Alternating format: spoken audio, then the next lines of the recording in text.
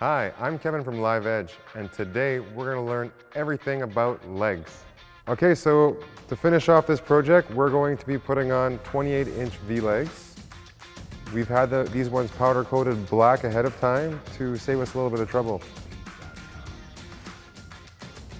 On the outside here, you can see that there are slots. So what this allows is, with the seasons, it allows your wood to expand and contract without creating any tensions from the screws in the metal, and still give it that freedom, stress-free.